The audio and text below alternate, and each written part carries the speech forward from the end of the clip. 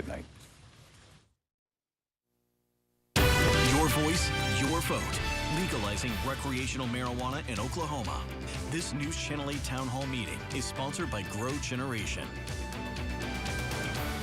Hi, everyone, and good evening. Thanks for joining us for the special commercial-free edition of News Channel 8 at 6. I'm Mark Bradshaw. And I'm Brenna Rose. We're just a few hours away from the first votes being cast, deciding the fate of State Question 820.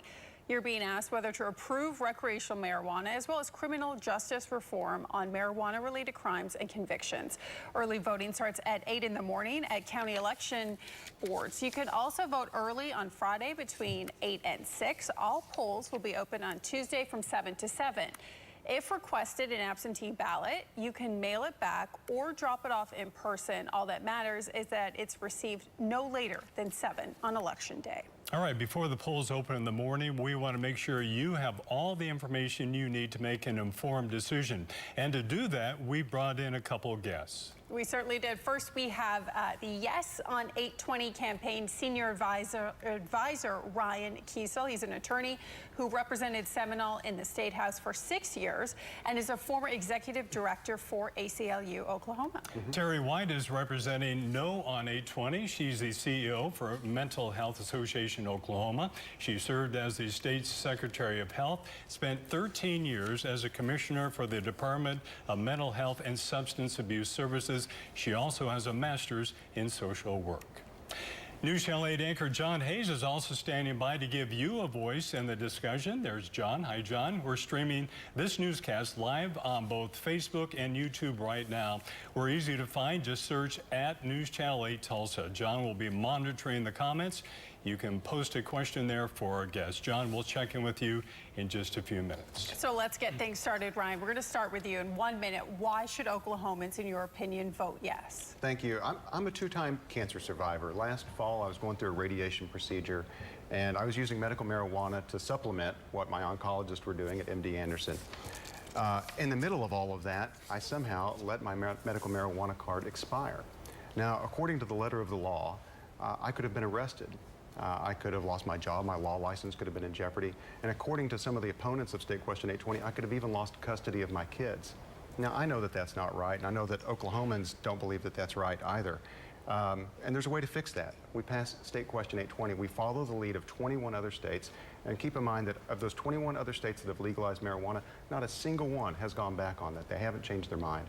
We legalize marijuana. We have a strong, regulated tax system. We have security measures for children. We make sure that we're taxing it and creating over $100 million in revenue for education and health care.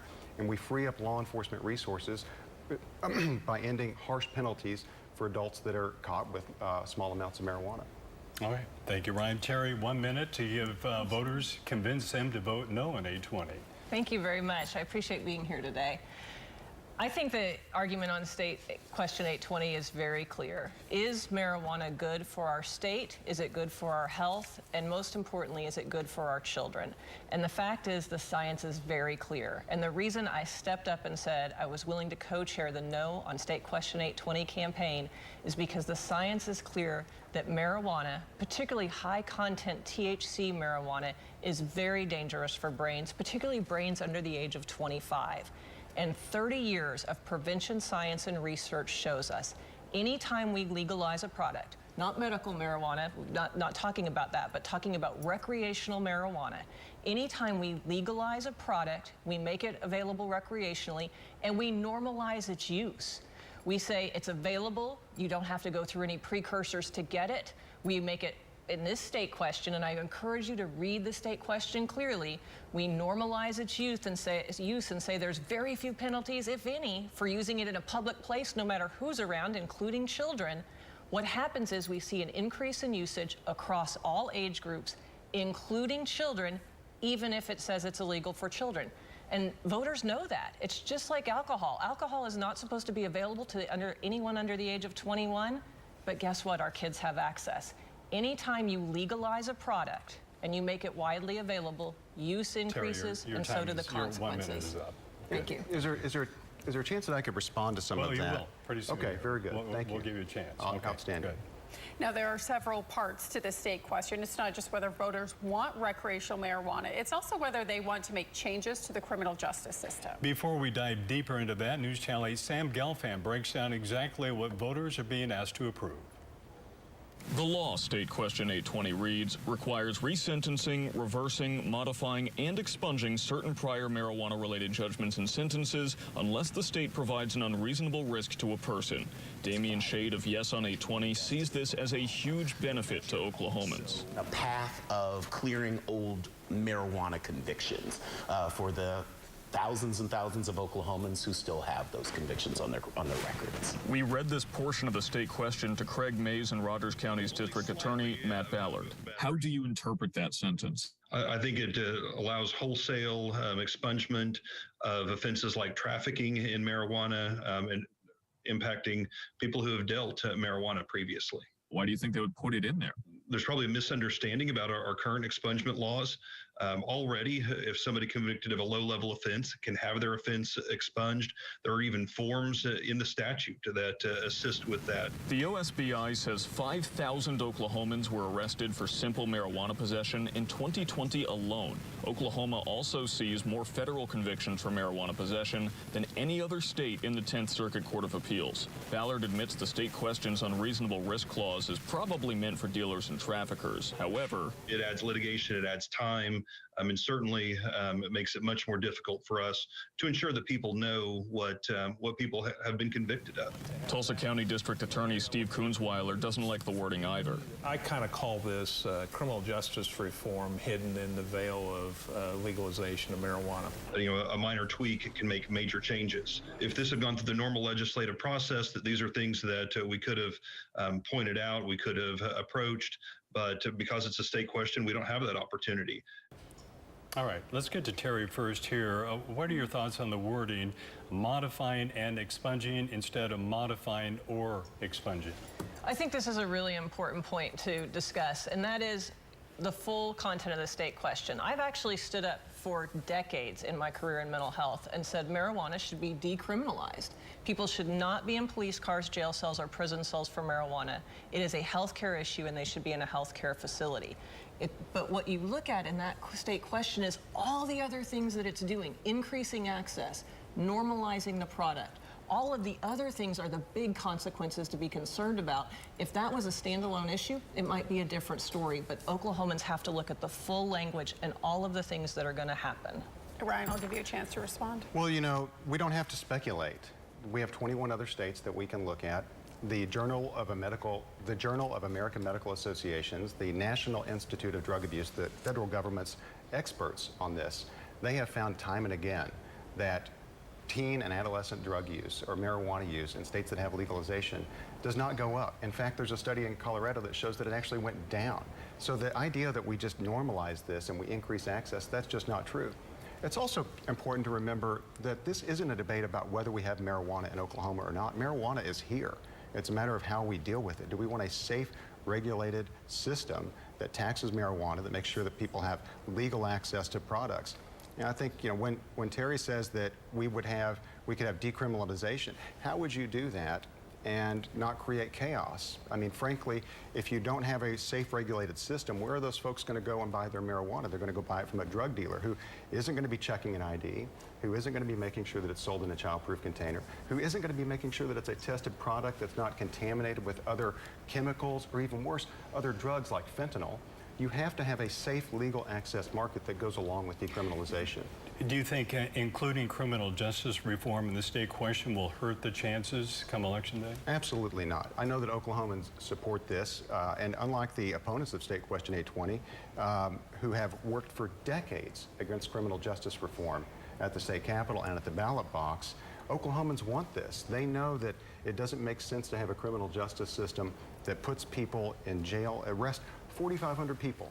In just 2021 alone, 4,500 people in Oklahoma were arrested for small amounts of marijuana. Even an arrest can turn your life upside down. And that takes away law enforcement resources from serious and violent crimes that they should be investigating and working on. Every one of those arrests means hours that law enforcement officer is off the streets. I want them on the streets working on serious crimes and not policing low-level, small amounts of marijuana. Terry, a response. Yeah, I think it's really important to understand when Ryan is citing one study in Colorado, the methodology of that study has been questioned. There have been studies in every single state that has legalized marijuana that shows valid and reliable scientific studies, and science is what we have to use in the world of healthcare, that shows usage among youth under the age of 25, our most vulnerable population, has increased when they've moved from medical marijuana to legalized marijuana. And it is a fallacy to think it's anything different. There is a reason why big tobacco and marijuana are funding these campaigns across the nation, and it's because they know that when young brains get addictive substances in them, like high-content THC marijuana, the addiction circuitry gets turned on. And once that happens, all their profits go up, no matter what the addictive substance. And so make no mistake, when he cites this article and says it was the American Journal of Medicine, the American Psychiatric Association, the American Pediatric Association, and the American Medical Association are opposed to legalization. Standing on this side of the issue is healthcare. All right, let's check in with News Channel 8, John Hayes Manning, our Facebook page and YouTube channel, so you can get your questions about State Question 820 answered. John, what do you have? Yeah, our first question comes from Robert. He asked, and we'll pose this to Ryan here. He asked, with the state having so many illegal medical marijuana production farms, is this really the time to legalize recreational marijuana? This is the absolute time to legalize marijuana. State Question 788 did not end prohibition. We've got to be very clear about that. This will give law enforcement new tools and a ton of new resources to go after these illegal grows. Make no mistake, I want to close every single illegal grow in the state of Oklahoma. I want to make sure that responsible business owners that are following the law, that are checking IDs, that are paying taxes, hundreds of millions of dollars, over $100 million annually in taxes we anticipate to bring in with State Question 820 to invest in health care, substance abuse treatment, and education. Those are the things that we need to be looking at.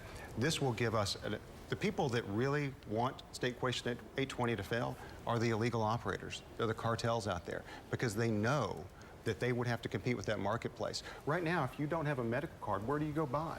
You go buy from the black market. You go buy from somebody that's not checking IDs. We've got to have safe legal access. If you've got a loved one out there and they're going to buy, and I know that we're talking about, we have to get past this idea that we could wave a magic wand and not have marijuana, because marijuana is here.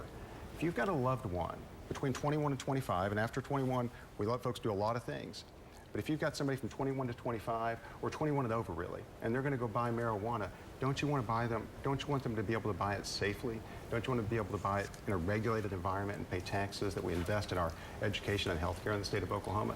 To me, that's the difference with an unregulated system that we have right now and the regulations that State Question 820 would give the people of Oklahoma to impose on that system. When the question specifically was about illegal grows, I think it's really important to understand that we have science and experts in our state on law enforcement. And the fact that every law enforcement agency is unanimously standing on the No on State Question 820 campaign, it's because they know that this is only going to increase illegal grows in Oklahoma.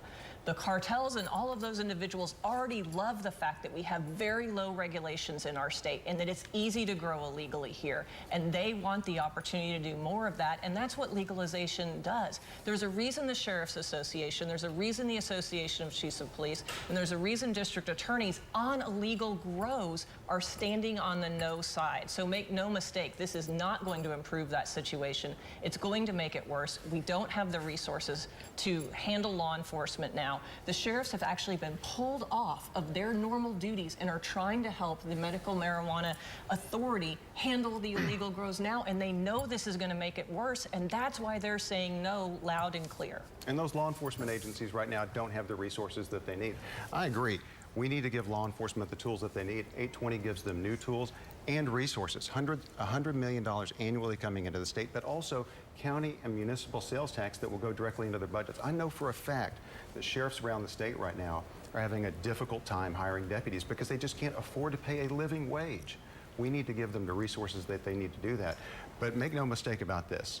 When we legalize marijuana and we give people a choice between the black market and a legal, regulated, safe dispensary, where are they going to go? Okay, we're going to talk more about black market marijuana in a second. John, did you have any more?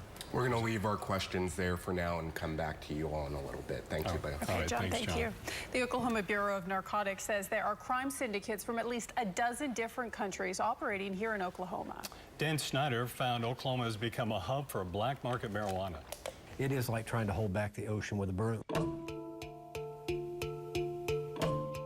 Bust after bust. Law enforcement in Oklahoma has spent the last 2 years fighting a seemingly endless war against illegal marijuana in the state. And it's giving Oklahoma a reputation across the country. Our law enforcement partners around the U.S. have said Oklahoma is now the #1 producer of black market marijuana.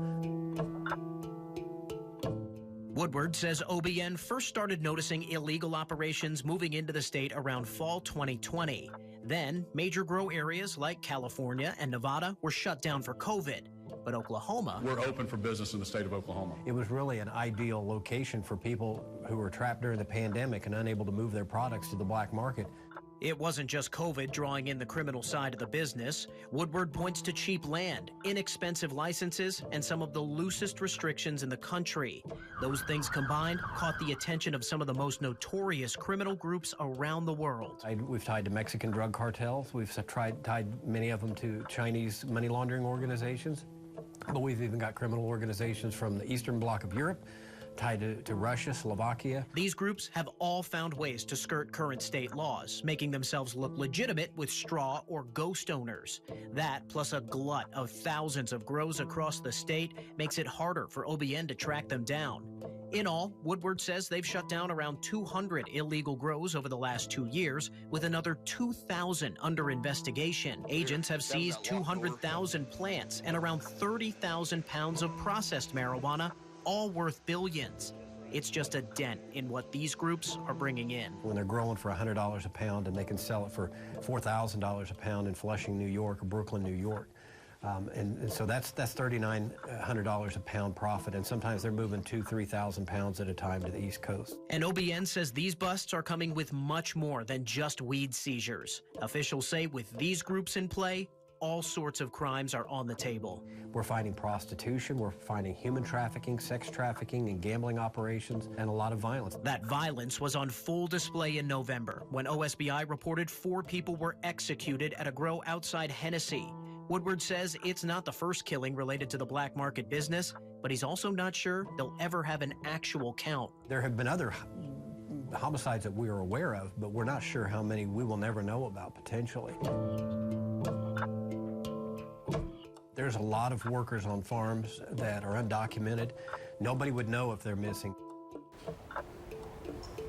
Some say recreational marijuana will only make crime worse. Others say we'd actually see crimes go down. Ryan, you believe that. How would that work, though? Well, right now there's no competition for that illegal black market. If we open this up to a legal, regulated system, strict regulations, safety requirements, taxes, then we're going to make a real dent in the black market. Think of prohibition with alcohol. First of all, these killings that we heard, that was an illegal grow. That's the kind of stuff that we heard about with the prohibition of alcohol. Until we ended that and we began to regulate alcohol. And we had hundreds of thousands of alcohol-related deaths every year. There's not a single death that can be attributed to exclusively marijuana that I know of.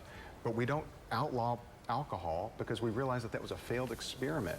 It was much better to end prohibition and regulate and tax it. And so that's what we're proposing here, is to give our law enforcement officers the resources and the tools and the regulatory structure to be able to go after these folks. If you're doing anything illegal, I want to run you out of the state or I want to lock you up. And we'll be able to do that a lot better if we pass Question 820 than if we currently have just 788 right now.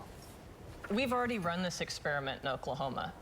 You just watched a really informative story that showed that before we had medical marijuana, which allowed for legal grows, we didn't have this kind of illegal marijuana grows in Oklahoma. But we took that step and we got so many that law enforcement is overwhelmed with them.